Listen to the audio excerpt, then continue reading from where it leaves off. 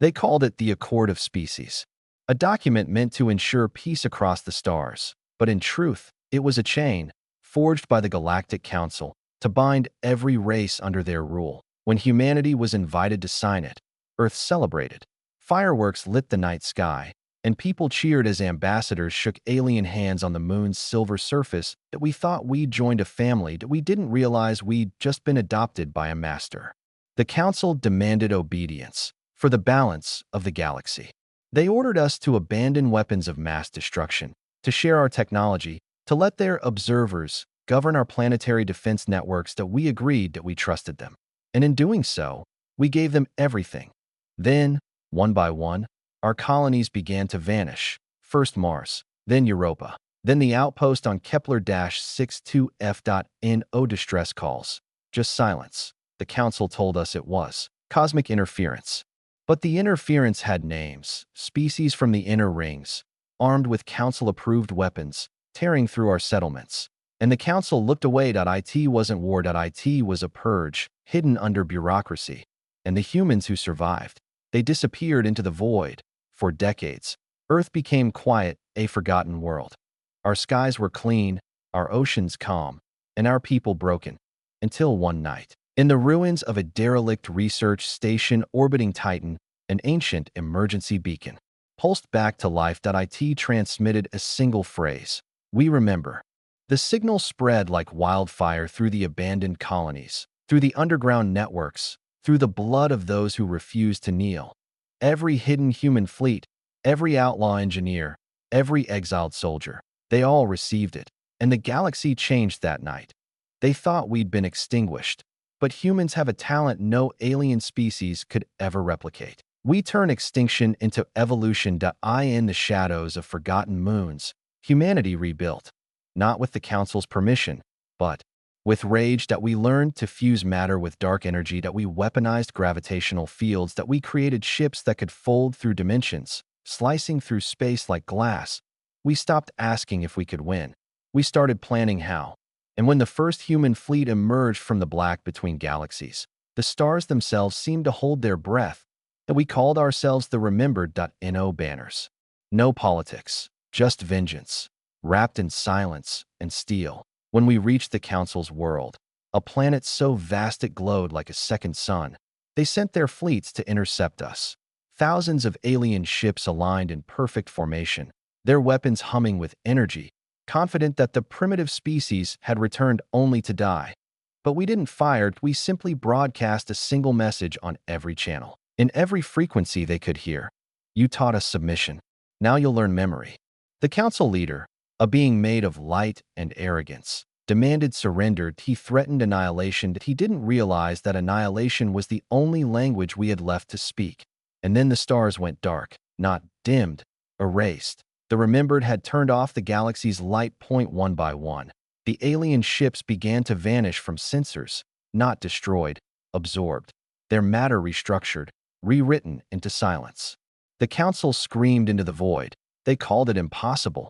But humanity had made a habit of doing the impossible. For the first time in galactic history, the rulers of 1,000 worlds fell silent, and the universe finally remembered what it meant to fear mankind. The Galactic Council's fortress world was known as Alindra Prime, a planet so vast it shimmered like a diamond forged from the bones of stars. It had never been touched by war. Until today, the Remembered surrounded it in war drums. No battle cries, just the hum of engines older than reason, vibrating through the void like a heartbeat rising from the grave. The center of the human fleet stood the flagship, Soul's Memory. From within its blackened hull, a single man watched the dying starlight paint silver lines across the bridge.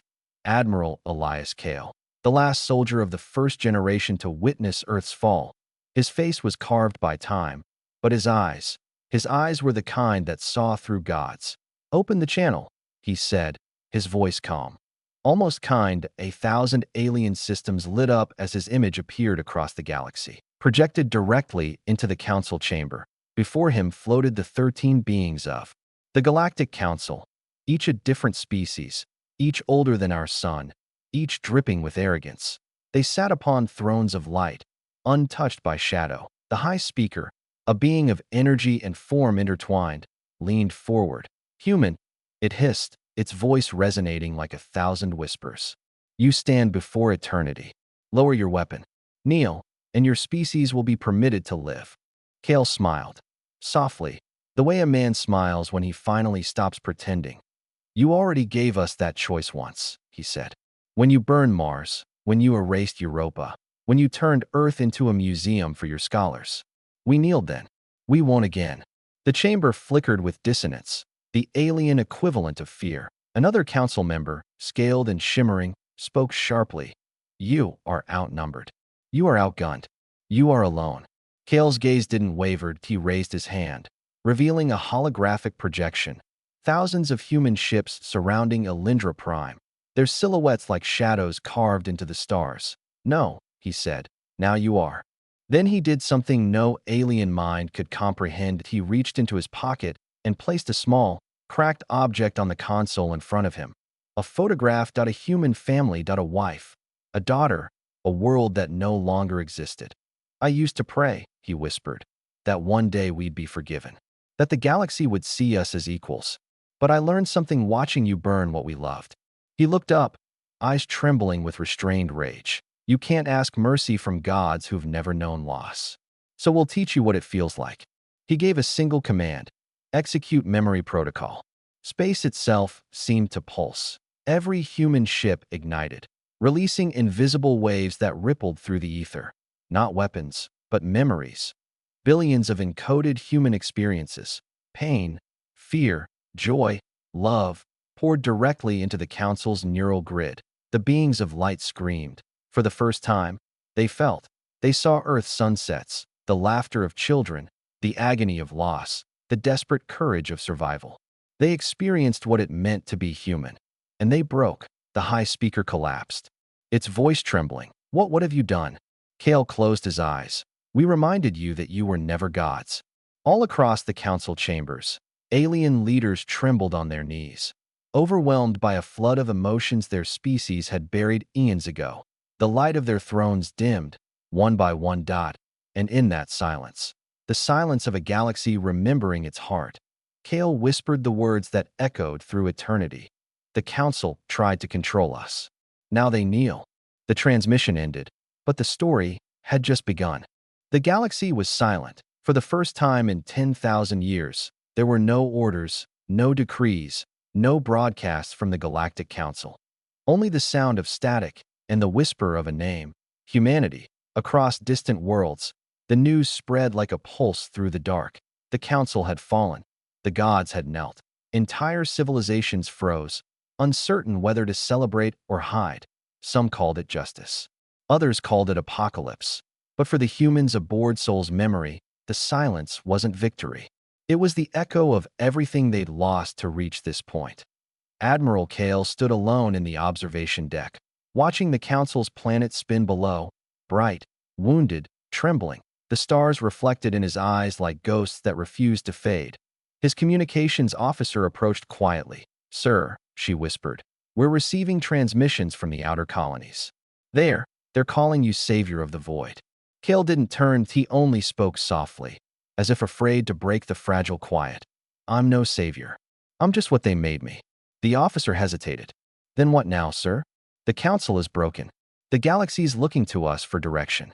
Kael closed his eyes, and behind them, he saw Earth, the oceans that used to breathe light, the ruins covered in ivy, the silence of cities that once sang with life.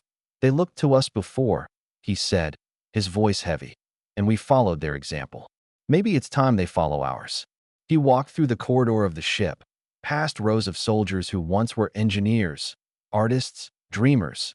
Every one of them carried ghosts, families erased, friends forgotten, lives stolen by order of a council that claimed to protect peace. Now those same soldiers stood as gods in the ruins of their creators. When Kael entered the war room, the holographic table was filled with data streams, messages from alien worlds offering surrender, alliances, even worship.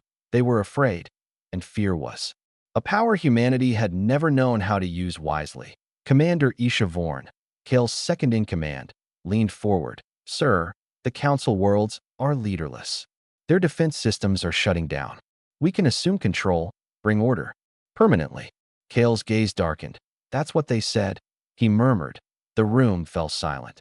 Every officer felt the weight of those words, the truth buried in them. Vorn spoke again, softer now. With respect, Admiral, if we don't, someone else will. The galaxy needs someone to lead. Kael turned toward the viewing glass. Outside, the Council's world shimmered under the fading light of its dying orbit.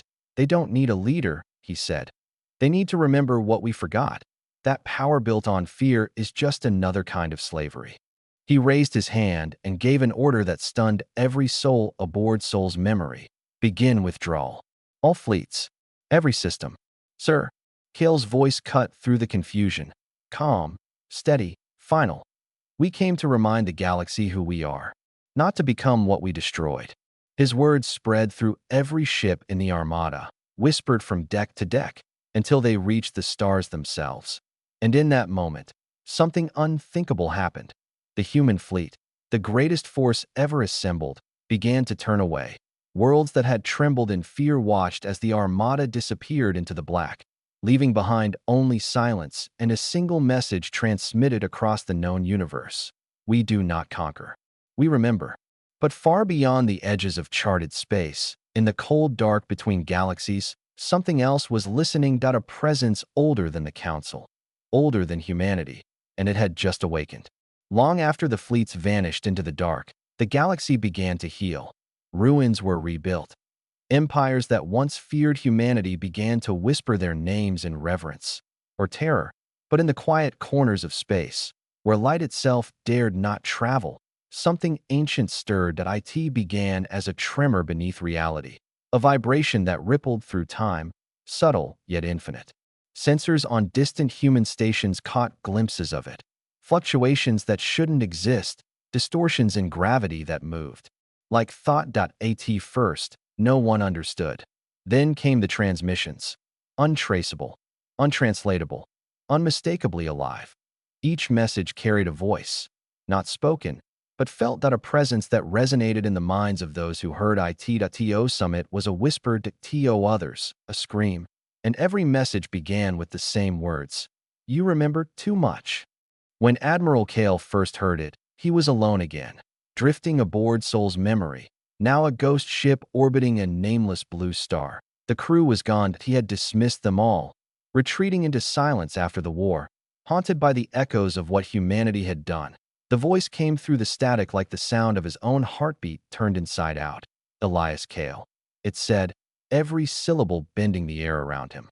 Child of memory, you have fractured the symmetry. He froze. Who are you? The voice rippled. Not one, but billions layered over each other, as if the entire fabric of existence was speaking. We are the architects. The first shape. The equation that birthed the stars. And you, human, are the deviation. Kael's pulse slowed. If you're gods, you came too late. The others already tried to play that role. A pause. Then laughter, not joyous, but mechanical, hollow, endless. We are not gods. We are the balance. You have undone what was written. The stars no longer sing their song. Kael looked out the viewport. The star ahead of him flickered, and for a moment, he saw faces in the light, human faces. Billions of them, flickering like candle flames across eternity. What are you showing me? He whispered. The voice answered. Every human thought echoes through creation. Every memory reshapes the equation. You gave the galaxy emotion, and now it feels too much. You infected infinity with sorrow. Kael's breath trembled. Then you understand us. No, the voice said, we feel you. And it burns. Suddenly the ship's systems surged. Lights dimmed, alarms screamed, and the gravity field distorted, folding the air like glass bending under pressure. Through the distortion, Kael saw something emerging from the star, a shape without form, vast and terrifying, like a reflection of thought itself. That he felt it probing his mind, not searching, rewriting. Images flooded him. The fall of Earth, the screams of Mars, the fire of Alindra Prime, all replaying through alien consciousness. That it wasn't memory, it was consumption.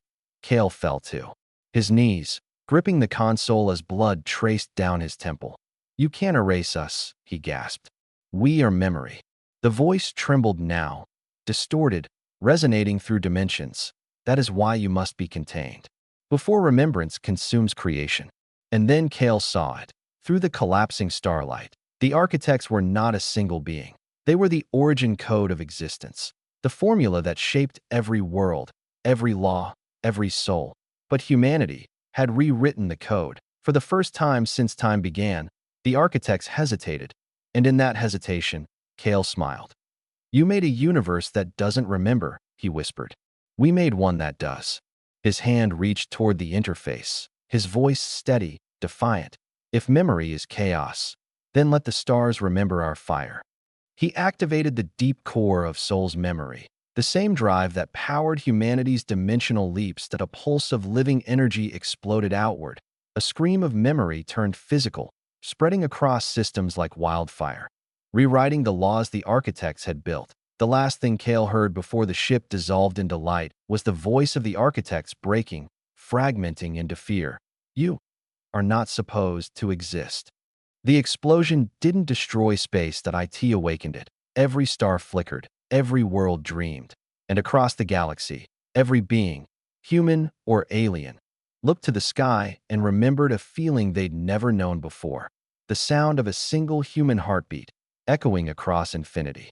The pulse from Soul's memory raced outward faster than light could chase it. For a fraction of eternity, reality became liquid. Time folded in on itself, gravity shivered, and color bled into new spectrums the human eye had never named. Across the galaxy, every living being stopped. Mothers dropped their tools, soldiers froze mid-breath, entire oceans stilled. That in that stillness, something moved inside them. A fragment of Kael's final thought. "Remember who you are." Stars responded first. They flared, not with heat, but with awareness. Nebulae coiled like neurons. Constellations linked into circuits, and the void itself began to think. The architects screamed. Their equation fractured. Order dissolved into beauty they couldn't quantify. Where once there were laws, now there were feelings. Where there had been silence, now there was song. Humanity did not perish in the blast. They merged with it on forgotten worlds. Humans awoke from dreams of fire to find light streaming from their veins. Every heartbeat carried data, every breath a melody of creation. They were no longer merely biological. They were memory made fleshed, the heart of this awakening. An echo of Kael stood inside a sphere of folded space. He wasn't alive. Not in any way the architects understood. He was recorded will, consciousness sculpted by grief and defiance. Around him, the architect's forms flickered like dying stars. "You have corrupted balance," they rasped. "Emotion is noise. You drown the order of existence." Kael's echo smiled, gentle and tired. Maybe existence was never meant to be quiet. From every corner of the cosmos came light. Voices, memories, laughter, sorrow, all converging into a single current that cut through the architect's geometry. They tried to contain it. They failed. Humanity had become the first species to give the universe a soul. Planets that had never known life began to bloom with color. Civilizations once divided by fear now shared dreams that transcended language. Even the remnants of the council, now free of their arrogance, gazed upward in awe as the sky rewrote itself into a living tapestry of memory. Kael's echo turned toward the endless horizon of stars. He felt every pulse of light, every thought, every whispered thank you carried by the new currents of space. He whispered back, voice like wind through eternity. "This is not vengeance. This is remembrance." The architects, dissolving into the glow, spoke one last time, no longer defiant, only wondering. "What will you make of this new creation?" Kael looked at the horizon where darkness once lived, and in that unmeasurable instant, he answered simply, "Hope." The architects vanished, the stars exhaled, and the galaxy, reborn through memory, began to dream. When the architects vanished, silence didn't return. It evolved. Space itself began to hum, a slow, resonant pulse that traveled through worlds like a second heartbeat. No1 called it sound. It was memory breathing. The galaxies shimmered with new constellations. Each cluster formed not by gravity, but by emotion. Sorrow shaped the Veil Nebula. Joy blazed in twin suns over Navarra, 4. Hope twisted into a spiral around the ruins of Alindra Prime. Everywhere the pulse went, the past awoke. Humans called it the resonance. Children born after the pulse carried it in their blood. When they touched metal, it sang with ancestral voices. When they dreamed, stars answered. No one had to teach them history. They felt it. Empires that once ruled through fear learned reverence instead. Old enemies shared visions of the same Earth sunrise and wept together, not knowing whose memory it was. Entire philosophies collapsed overnight, replaced by one truth whispered across countless tongues. Nothing truly dies if it is remembered. In the ruins of the old council capital, a new structure grew, organically, silently. Out of light and stone. It was not built by hands. It assembled itself from the will of 1,000 minds that longed to atone. They named it the Sanctum of Echoes. Its center hovered a core of living crystal. Inside that crystal flickered Kael's echo, no longer alone, no longer a ghost, but a guide woven into the universe's memory. Travelers from every species came to stand before that glow. They didn't pray. They listened. Sometimes the echoes spoke. Power, it would say, was the language of the old world. Memory is the language of the new. Remember wisely. Generations passed. Humanity spread again, not as conquerors, but as custodians of memory. Their ships carried gardens, libraries, and songs instead of warheads. Every landing on a new world began with a single ritual, a moment of silence for what had been lost, and a vow to never let the universe forget itself again. Yet even within peace, mystery endured beyond the rim of known space. Faint distortions appeared, tiny tremors in the resonance, like questions forming inside a dream. Explorers called them the shadows of the architects. Others believed they were new thoughts the universe had begun to think on its own. And among the youngest of the new generation, those who had never seen war, there was one child who, each night, heard a whisper from the stars. Elias Kael still watches. The story is not finished. She would look up, eyes full of reflected starlight, and answer softly. Then we will keep remembering. They named her Lyra Kael, though no one truly knew whether the name had been coincidence or destiny. Born aboard the generation ship Aurora, she entered the world wrapped in the shimmer of the resonance. Her first cry harmonizing with the ship's engines until the entire hull seemed to sing. By the time she was 5, she could hear what others only felt. She would stop in the middle of a corridor, tilt her head, and whisper, "The stars are remembering again." And lights would flicker in reply. The crew called her the listener. Scientists studied her brainwaves and found patterns identical to the frequencies that once pulsed from Soul's memory. Every time she dreamed, deep space sensors detected identical echoes, thousands of light years away. Wherever she slept, the universe seemed to stir. When she turned 12, the dreams changed. She no longer saw the glow of the resonance. She saw faces. Billions of them, human and alien alike, bound together by threads of light that stretched across galaxies. The center of it all was a man of shadows and flame. He spoke without sound, his words appearing as stars igniting one by one. "Lyra, the memory grows restless. You must teach it peace before it remembers fear." She woke trembling, the air around her humming with the same tone that had once announced the resonance itself. For days, the Aurora drifted without power. Systems refused to respond, until Lyra touched the main console and the ship listened. Her voice carried through the calms, calm but filled with something older than her years. The universe isn't asleep anymore. It's dreaming, and it's asking what comes next. The Council of the New Worlds convened within hours. Leaders, scholars, and elders of every race appeared in holographic form around her. Some bowed in awe. Others trembled in fear. One alien elder rasped, "Child, are you a prophet or a weapon?" Lyra smiled, an echo of her ancestors' quiet defiance. "I'm neither," she said. "I'm the memory of choice." Outside the viewport, the stars shifted as if drawing breath. The resonance thickened, the galaxy dimmed, and for the briefest instant, every living being felt a single heartbeat ripple through their bones. It was not human. It was not divine. It was the universe itself, alive and watching. And somewhere within that pulse, a whisper returned. Kael's voice, faint but certain. "Lyra, remember gently. The light around her hands brightened, spiraling outward into symbols no one recognized. Equations formed from emotion, geometry sculpted from empathy. She reached toward the holographic council, and the symbols leapt into their minds, seeding visions of worlds unscarred, of creation born without conquest. When the visions faded, no one could speak. Lyra lowered her gaze and whispered, "The next age won't be written in stars. It will be written in us." Outside, the resonance began to shift tone. Less of a song now, more of a heartbeat learning to slow. The universe, for the first time, seemed to rest. The universe had quieted. The resonance that once roared across galaxies now pulsed like a steady breath. Calm, patient, alive. Stars burned softer. Worlds turned slower. Even time itself seemed to rest, as though it, too, wanted to remember. Lyra stood on the observation deck of Aurora, gazing at a sky filled with constellations that no longer obeyed their old names. She could feel every heartbeat of creation like waves beneath her skin. Behind her, the council waited in silence. No more debates. No. More fear. Only a question that no one dared ask aloud. Was it over? She closed her eyes.